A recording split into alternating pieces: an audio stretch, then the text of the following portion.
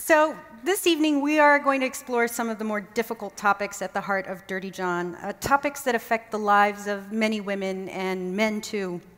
We will hear new stories that have emerged since the story was published. There have been a lot of women who had their lives turned upside down by John Meehan. And live on stage, we will also have the women who survived Meehan, Deborah Newell and Tanya Bales, plus the young woman who fought Meehan off, Tara Newell. Most importantly, by being here, you are making a difference. $5 from every ticket is going to the nonprofit Peace Over Violence, which works with victims of domestic violence.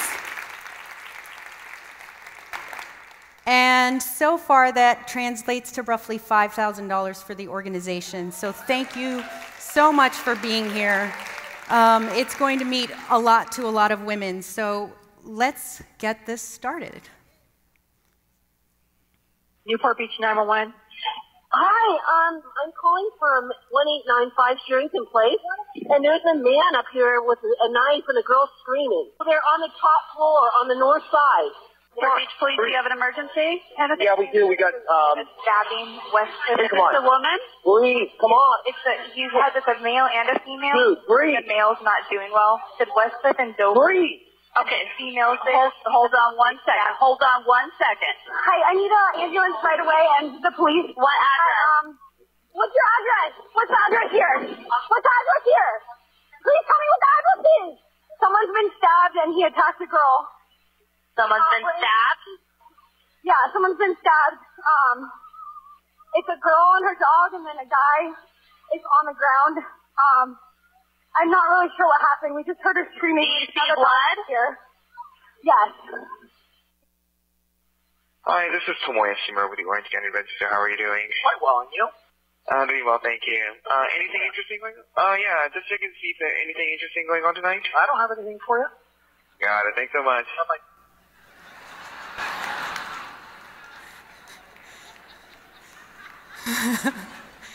I guess that's not very interesting. I'd like to welcome back to the stage a two-time Pulitzer finalist, staff writer for the Los Angeles Times, the author of the novel Snitch Jacket, which if you didn't get quite enough noir with this series, this is a good place to start with his work, Christopher Goffard.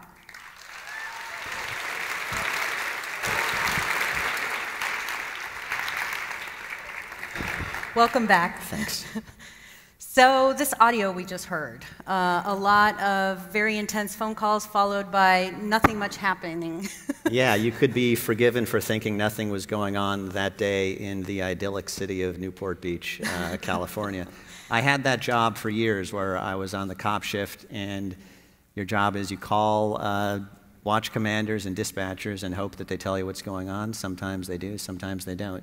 So I think it underscores the difficulty of a reporter's job. The other thing you hear in that audio is you hear Good Samaritans running to help. We all know the story of Skylar Sepulveda, the 14-year-old junior lifeguard, right? Who saw the stabbing and ran in to help. There were other people who tried to help. After this series ran, I heard from a guy named Pernell Gaston, and he told me that he was walking his dog near the area. He hears Tara screaming, get him away from me, get him away from me, call my mom. He runs up to help, and Meehan is lying there, face down, bleeding. They flip him over, and he says, a woman says, look, we've got to do CPR, we've got to revive him. People are hesitant because he's covered with blood, but this woman puts her mouth right up against his, breathes into his mouth, revives him for a minute, and then when the cops arrive, vanishes. So I don't think she's ever been identified, but there were a number of people who did try and help, but in the chaos of the moment, nobody knew who was who. Nobody knew that he had been the original attacker, at least among the crowd. Wow. Now, this story starts with the coroner's report. How did you come to it, and what did you see in it that you thought would make a good story? Well, it started with the coroner's website, and an enterprising reporter for the Daily Pilot named Hannah Fry was working the cop shift that day and came across this death on the coroner's website. It was a homicide in this parking garage. She thought it was probably a suicide, but she made some calls and she broke the story. And somebody calls her, a woman who didn't identify herself, calls her soon after and says, is he really dead? Good riddance. And she finds restraining orders that suggest why she might have said this and point to a larger story. Fast forward a couple months, I'm having lunch with Matt Murphy, the prosecutor that we'll meet tonight. And we're talking about what kind of stories that might be gettable, and he says there's this crazy story out of Newport Beach. We're not going to file charges on it. He says, usually it pains me when there's a homicide, I can't file charges. In this case, I'm delighted. It's the clearest case of justifiable homicide you'll ever see. Because we're closing the case, the coroner's report will be open. Up until then, authorities hadn't been saying much at all. So I run down to the coroner's office, get the report, and what I see is that diagram with 13 stab wounds, right? And this was the first indication to me of just how brutal this confrontation was and just how fiercely Tara fought. So soon after that I met her. Naturally I wanted to meet her, and she turned out to be as soft-spoken and docile-seeming and sweet as anybody you'll ever meet. So it just got more and more interesting. Wow. So tell me a little bit, John Meehan, who was he? And as you went into the story, like, what about him made him such a layered, complicated story? John Meehan is a drug addict, a con artist, a serial imposter, failed law student, a nurse anesthetist who lost his license because he got hooked on the drugs that he was supposed to be giving patients to relieve their pain and got caught with them. He used his good looks to charm women, and he used his medical knowledge to get drugs. He used his legal knowledge to evade the law in a lot of cases, and he seemed uninhibited by anything like a conscience. He seemed to be a guy who needed to inflict pain on others in the way the rest of us need oxygen. Wow. Why has this story been so resonant? I mean, you hear from people all over the world about the podcast. Why do you think it's hit so hard right now? Well, I think toxic masculinity and issues of sexual assault are in the news. There's that.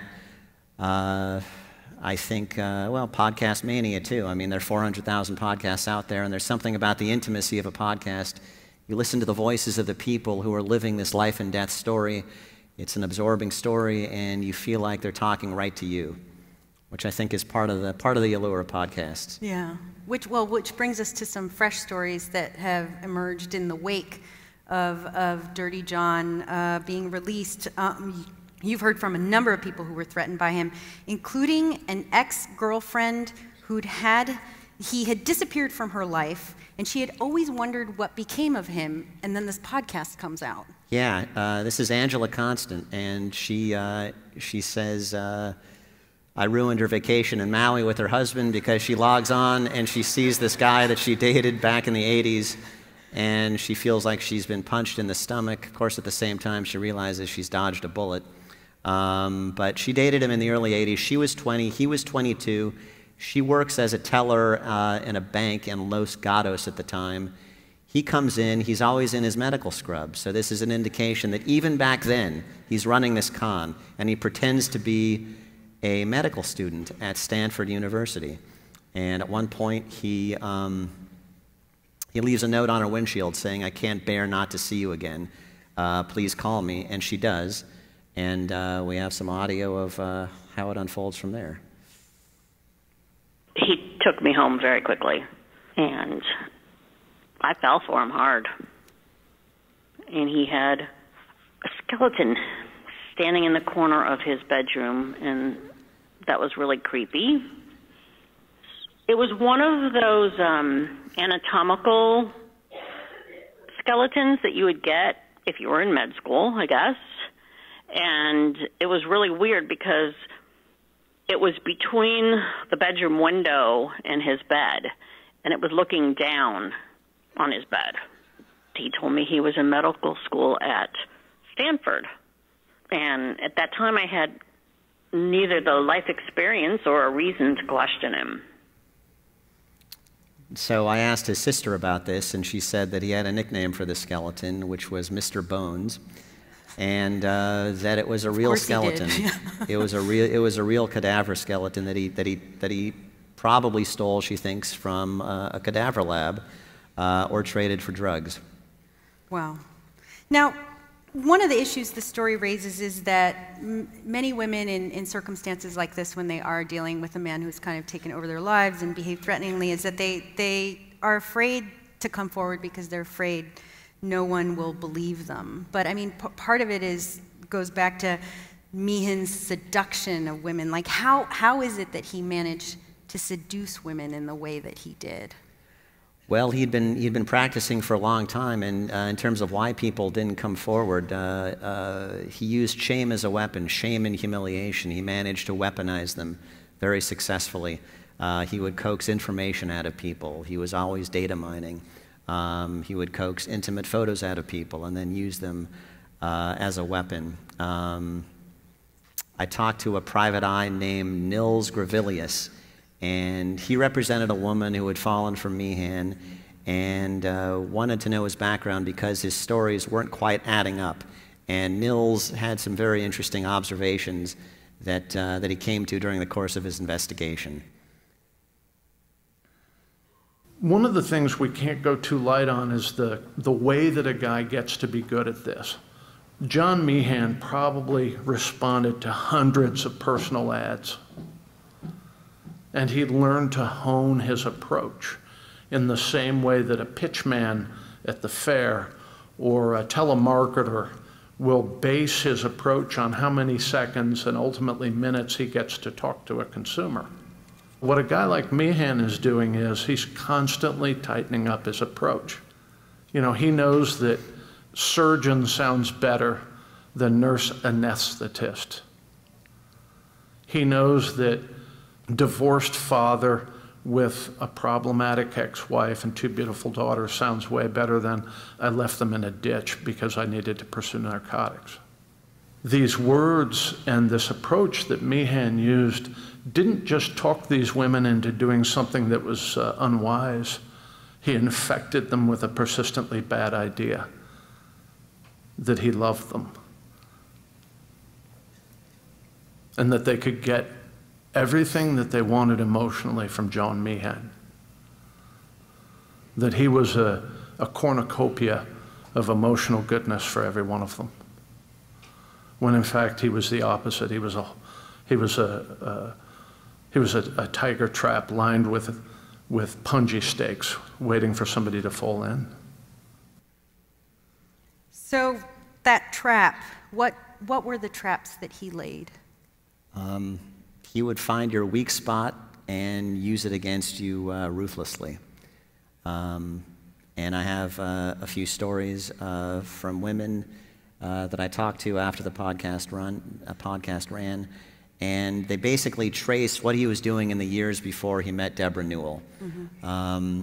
And it's caused me to reevaluate my thinking about the guy. For a while, I thought that he was in it for the money.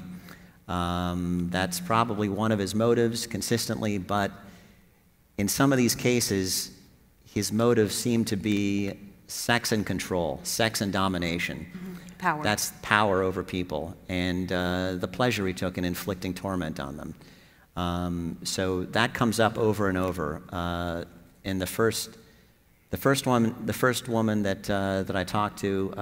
And these women have asked not to be identified, so we don't have audio of them, but right. They're going to tell their stories. There's a South Bay woman. She's a business executive. She dated him in 2009. They met on Match.com. She took the photo of John shirtless at the beach.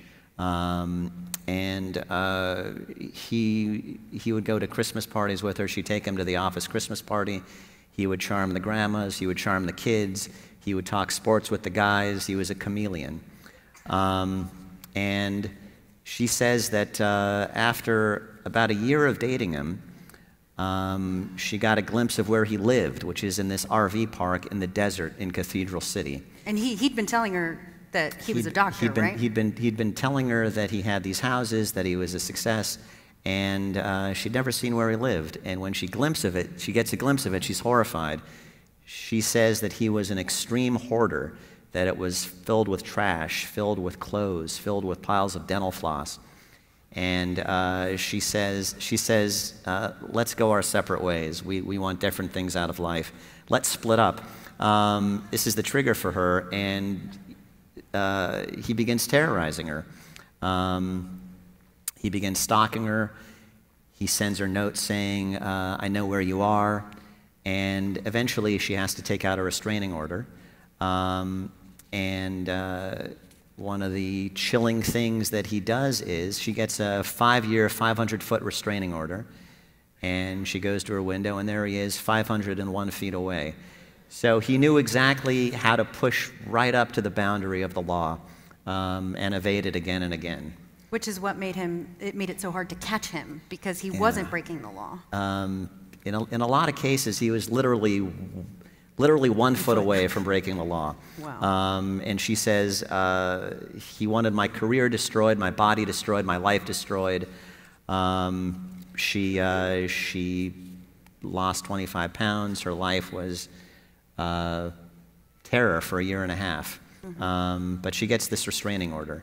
And after that, he moves on to a Porter Ranch woman that I talked to. Wow. This one is particularly sad, I think. She's a single mom in her mid-40s, a pharmaceutical rep, and this takes us up to about 2011. She tells me, he took my sanity and my self-esteem. He turned me into this meek little person. It was a toxic relationship, and I couldn't find the courage to get out.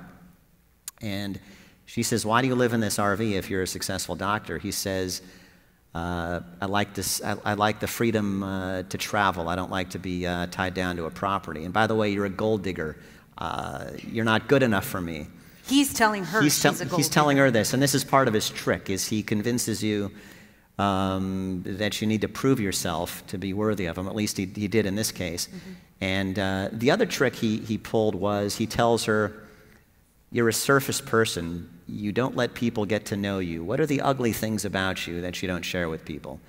That's the only way to true intimacy, mm-hmm. he says. So he's data mining. He's data mining. He's coaxing information out of her that he's going to weaponize. And when she finds messages on his phone that he's dating other women, she says, I'm done. And he begins campaigning to destroy her. So she's out with her daughter, and she gets a call from a friend saying, is everything okay? What are all these awful messages you're posting on Facebook? And he had hacked into her Facebook page and was posting all kinds of awful things, stuff that she had confided in him, stuff about her coworkers. This coworker has STDs. He sends intimate photos of her that he had begged her to send him to her kid's Catholic school. He tells her, you will lose your job, your income, your kids. When I'm done with you, your parents won't want you. And he gives her an ultimatum. He says, the only way I will stop is if you come out to Cathedral City now. I own you for a year. You are my slave for a year. Anytime I want sex, you're going to be there. And because she's terrorized, she gives in, and this is their relationship for many months. And she's too afraid to say anything to anybody. She tries to get a restraining order. I think eventually she does. And when she tries to pull away, he sends her texts pretending to be one of his daughters. And he says things like, give my dad another chance. She replies, I need a restraining order against your dad. And Meehan replies back, still in the guise of pretending to be one of his daughters, do you think a piece of paper would stop him? So he seems to know whenever she changes her password, he's probably installed a key logger, a keystroke logger on her keyboard so he can track her movements. Mm-hmm. And I'll just read you a quote that she that she gave me, she says, he'd use every ounce of his deviated brain to come at you. He knew exactly where to hurt you. He wanted to isolate me from friends and family. So your perception is only John's. And she goes to she's a pharmaceutical rep. She happens to be selling antipsychotics, and so she meets a psychiatrist in this context. Wow. And he says, this guy needs to believe that he's in control. He needs to believe that he's making the rules. He's not going to just let you go.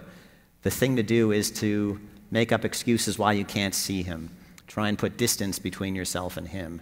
But she's only semi-successful at this. And the only way that she gets away, really, is that he's arrested finally in 2013 for terrorizing still another woman. And this is the Laguna Beach woman. So yet a third woman who came forward. And these are only the ones we know about. Yeah. These are only the ones that filed restraining orders or talked to me or filed criminal charges against him. I don't know how many others are out there. So the Laguna Beach woman, she's a Brazilian romance novelist, 48 years old, and she's waking up from brain surgery in a hospital in San Diego. And she sees John Meehan above her. He's in doctor's scrubs, and he's got a flip chart. And I talked to an investigator who said he's probably there raiding the rooms for drugs, going from room to room. Dressed as a doctor. Dressed as a doctor. He knows the jargon. And I asked, does nobody stop him? Does nobody ask who he is? And the investigator, John Bierling at the DA's office in Orange County, said, look, in 40 years of doing this, what I've learned is that you don't question doctors. Doctors are sacred, and he knows that. Nobody ever questions them. Plus, he knows the jargon. So this is how he meets her. And he says, look, if you have any questions about your case, give me a call. She calls, and they start dating, and he learns that she has some family money and manages to convince her to transfer the money to him to keep it from her soon-to-be ex-husband. But when she hesitates, a friend of hers says, that's kind of a dumb thing to do, you don't want to do that.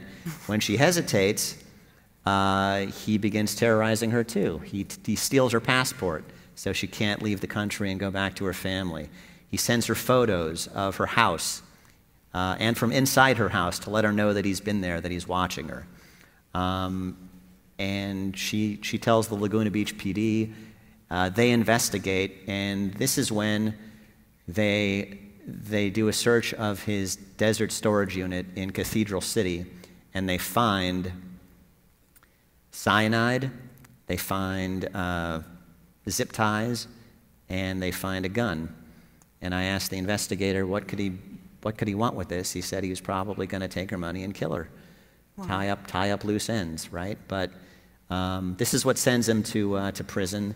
And this takes us up to mid-2014, which is when he gets out of prison. Soon after, he meets Deborah Newell, and we all know how that story goes. Exactly. Now, after the podcast was released, you also spoke to Meehan's children from his marriage to Tanya Bales. Right, Emily and Abigail. I was particularly curious about this because Meehan always talked about how his ex-wife had wronged him, how vicious she was for keeping him from his children, what a great father he was. He would pose with his kids on dating sites, on the profile picture. So using them as props, like I'm a good father. Right, kind of using them as props. And I was curious what kind of relationship he actually had with them. And it turns out almost none. And so Abigail Meehan, she's 18 years old, a high school senior in Georgia now, and she hadn't had contact with him in maybe 10 years and has only a few memories of him. And we have some audio of Abigail. Hearing like the threats that he would make to my mom and stuff, like I was always scared of him. I always thought that he was gonna come and like hurt my mom or try to kidnap me. In the mornings before school, even in high school, like 16, 17-year-old girl, I would be so scared in the morning when it's pitch black that he would be in my car when I was going out to my car to drive to school. I would just have the most like irrational fears that he's like waiting for me or he's gonna like show up to my school and like try to take me. Like I was just always so scared. I still think about him every single day, and I hate that my life is centered around it. But I would just want him to know, I would want him to know all my accomplishments, and I would want him to like feel bad for missing out on my whole life, you know? I thought that dying was like the easy way out, that he got killed and he didn't have to suffer for what he was going to do or plan to do or past things that he has done. I thought that he should be in jail for the rest of his life, and that's what he deserves. Tara did what she had to do. Like, I have nothing against Tara, but I would rather him have survived it and then been put in jail and just had to suffer in jail. Abigail is in the audience with us tonight, so please give her a round of applause. She's a wonderful young woman, very smart. I just want to read one thing she told me. She said, I look like my mom, and I have her brain and her heart, and he just helped create me, and I don't have any of his traits.